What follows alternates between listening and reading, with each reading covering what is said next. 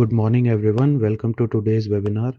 The topic of today's webinar is Audit Report Distribution as per Clause 6.5.2 of ISO 19011. And we are glad to have Mr. Ajay Vajpayee with us, who is Global IMS Lead Auditor Trainer with over 35 years of experience. So I request him now to start the webinar. Thank you very much, Alendra, for the welcome. I welcome the entire team who has joined into this webinar today. We are doing this first webinar in the month of October, I think. I don't remember if we have done one more earlier. That's okay. We keep on conducting several webinars as per the requirement of our global team. When I say global team means our auditors who are based globally. We are a global organization and I am conducting this webinar on behalf of TNV Academy.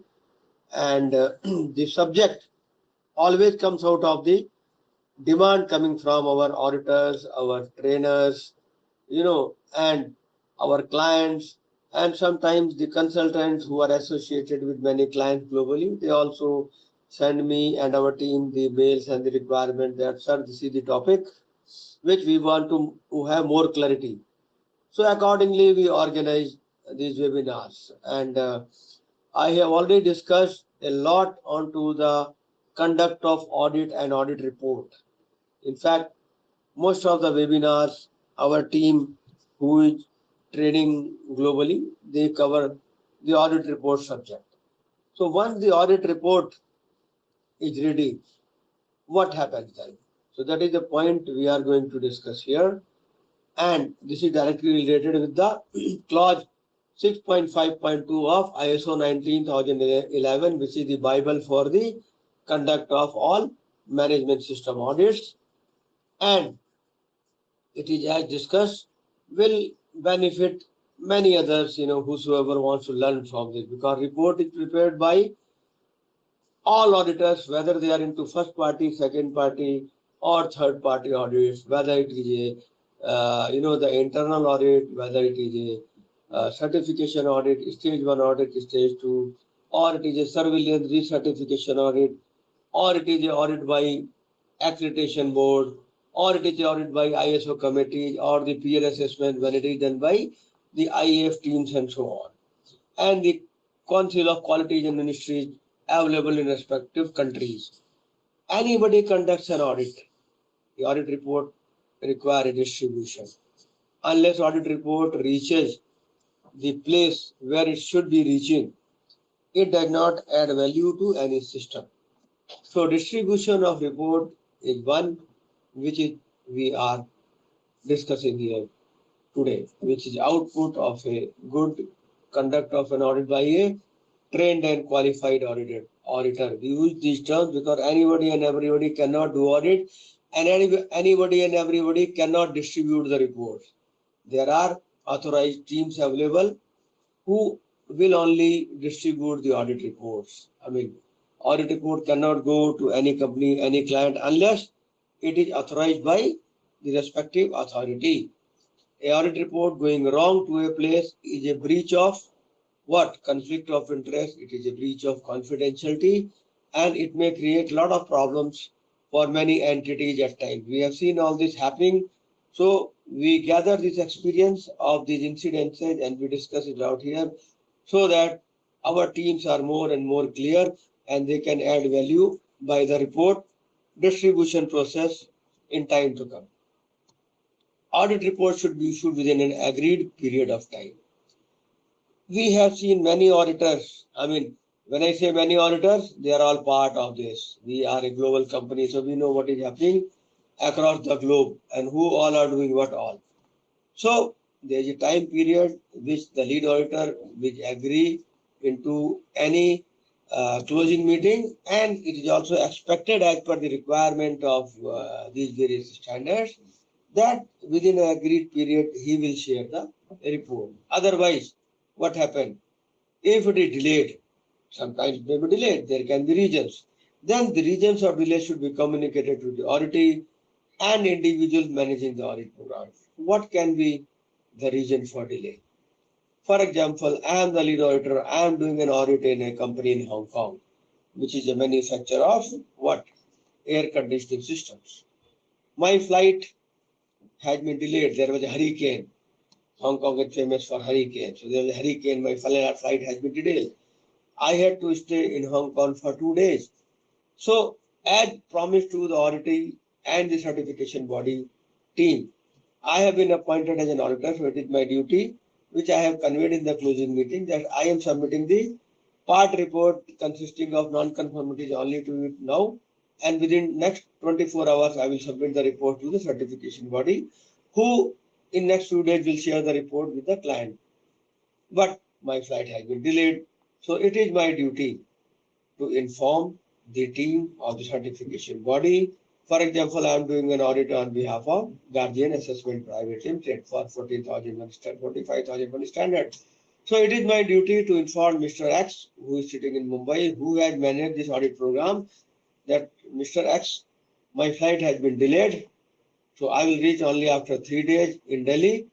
And then even if I reach in Delhi, two of my audits were lined up, which are further delayed, which I will be somehow attending. So it will be further delayed by next 2 days. So today is what? 4th of October. I can submit the report only on 8th or 9th October. So accordingly, Mr. X sitting in my Mumbai office, who has managed this audit program, he will inform the client that yes, sir, due to these reasons, the flight is detailed. As such, client will be aware because I am in Hong Kong, the company was in Hong Kong. So my communication with client is going on. But officially, once I leave the company, the communication will come from the team who is managing the audit program. So they have a duty to inform the client that this is delayed. In case if it is a witness audit at times, so he also has a duty to inform the witnessing authority that yes, sir, due to these reasons, the report to you will also be delayed. So please accept our reasons. These are the reasons. I mean, somebody may sick, somebody may have another kind of medical problems in this family. It keeps on happening. We have all have been through corona phases, and still many individuals are facing the after effects. So anything may happen to anybody, anytime in the family or to him. But it is important that communication must go on. People should not be left in thinking and thought. They should not be left to a situation where they do not know what is happening to their audit report. Audit has been conducted for 3 days. Mr. Ajay was here in our company for 3 days with two more auditors, but we are not getting the reports. So they should not be in a surprise and shock because their client may be asking them for the report. There are situations where the client of the client is expecting a report from them, which they have promised to their client that they are undergoing a stage 2 audit, and uh, so they ask for a report. Have you been audited? You have made a commitment that you will start supplying to our company based upon your certification progress. So where are you today? So these communications are key to the success of certification business, particularly when we talk of audit report distribution. All right. So if this is okay, we go to the next slide. We again are talking of reports. Audit reports should be dated. I have seen number of audit reports by number of auditors. They in hurry forget to write the reports, and later on there is a hell lot of confusion. When stage 1 was done, when stage 2 was done, what were the dates? Audit of 2 days or 3 days, how many auditors? Anyway, if that happens well, then audit report is submitted to the certification body team or to the MR or the coordinator of the certification body or the HACCP FSMS team leader if it is a case of internal auditing. So they will review it. They will review it for what? For various points. Number one is the admin things, whether admin things have been completed or not. The phone number, the email IDs of the client or the department function, the names are completed or not. They are the minimum things which are reviewed immediately. And then a technical review. A technical review is conducted of the audit report.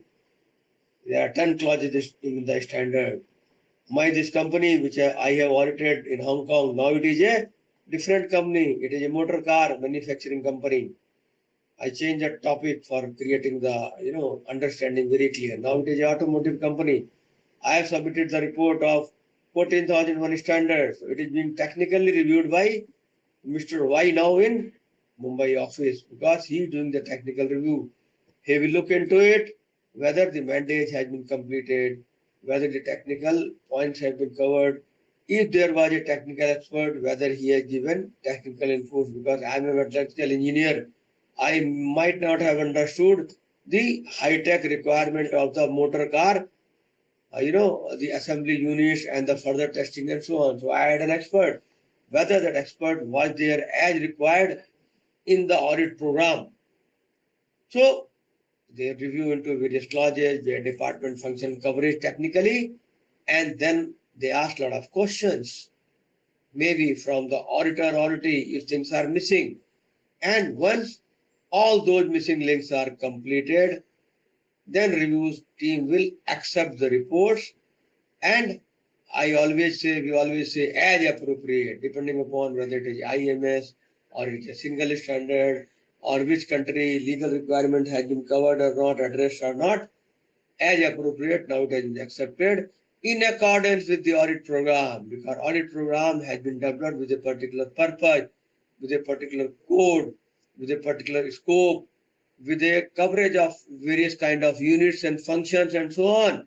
Whether this audit program was completed by the team auditors, and then only it gets accepted. Then what happens?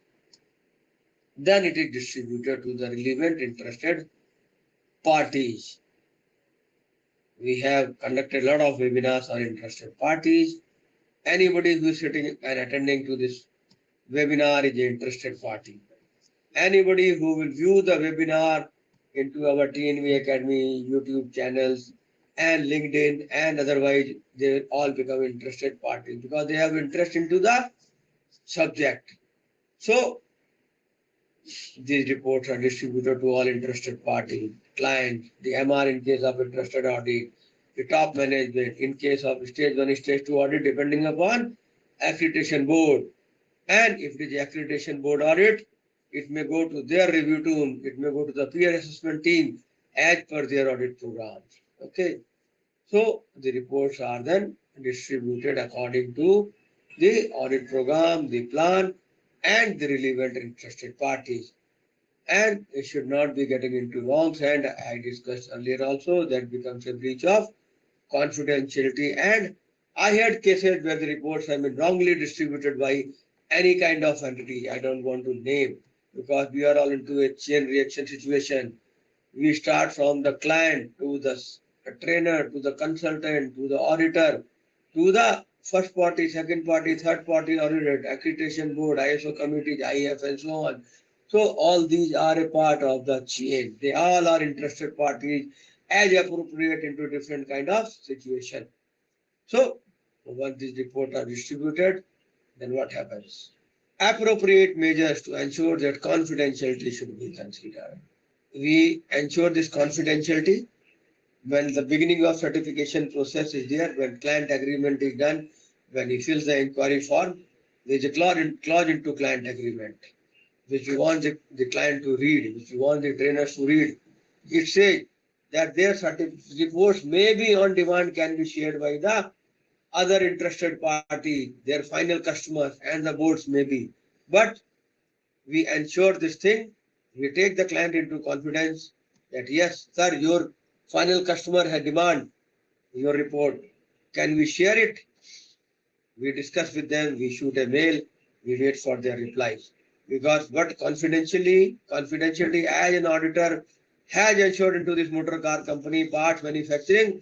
Now General Motor is asking for the report. So I'll ask my ABC motor manufacturing parts manufacturing company, the General Motor or Ford is asking for a report. What do I do? Or IATF or AIAG is asking for a report. What do I do? I'll ask the client. I'll take him into confidence.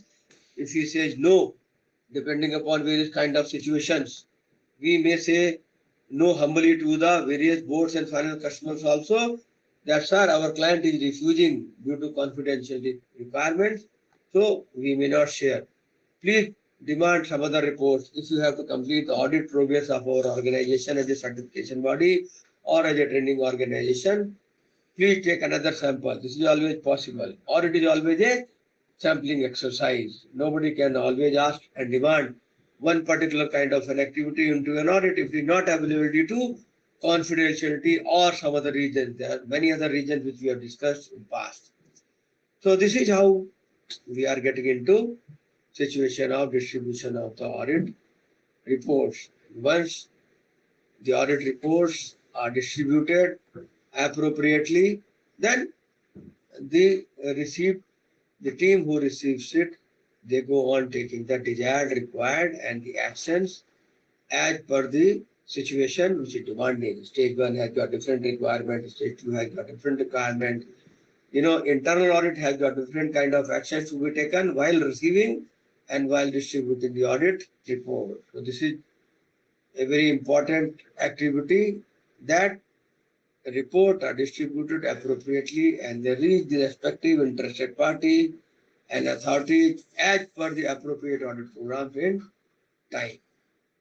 So this is what I thought I will discuss into distribution of the audit reports. Now, when reports are distributed, the certification process and training processes are further commencing under the guidance of Exemplar Global Inc. for TNU Certification Private Limited. Website is here.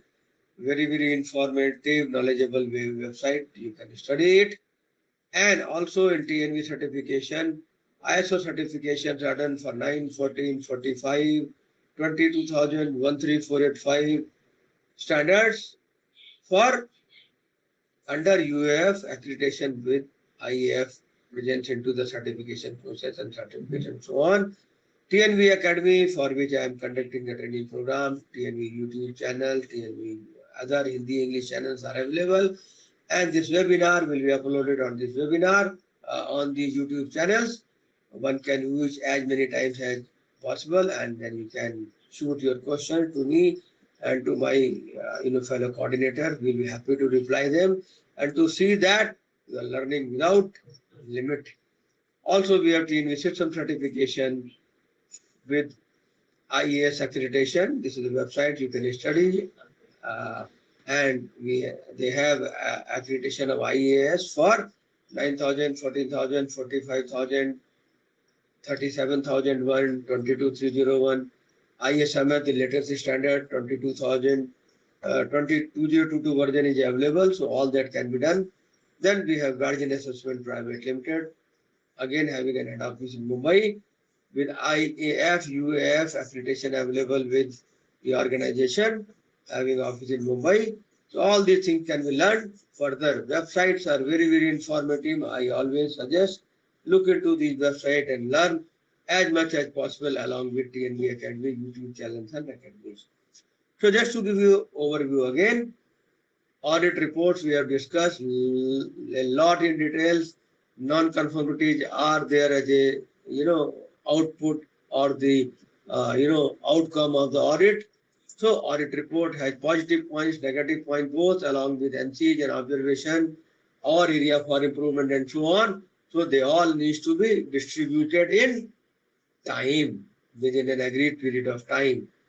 Client may not be waiting indefinitely for a couple of days, couple of weeks, couple of months.